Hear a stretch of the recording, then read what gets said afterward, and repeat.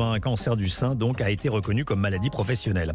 C'est une première en France. Une infirmière de l'hôpital de Sarreguemines en Moselle a exercé pendant 28 ans en horaire de nuit. Et Nina Droff, bonjour Nina. Bonjour. La justice a considéré il y a quelques semaines que ce rythme de travail était responsable de la maladie de cette soignante. Oui, tout à fait. Cette ancienne infirmière a travaillé 873 nuits complètes entre 1982 et 2009 et le médecin expert l'a écrit noir sur blanc. Il s'agit d'un facteur direct dans le développement de son cancer du sein.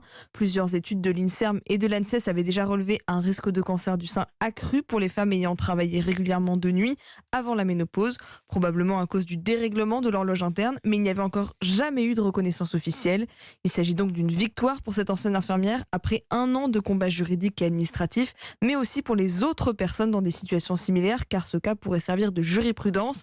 Plusieurs tribunaux français ont d'ailleurs déjà été saisis pour des cas identiques. La CFDT Minier de Lorraine, très investie sur ce sujet, espère que cette reconnaissance remettra en question l'organisation du travail de nuit dans certains milieux et demande une inscription définitive du cancer du sein au registre des maladies professionnelles.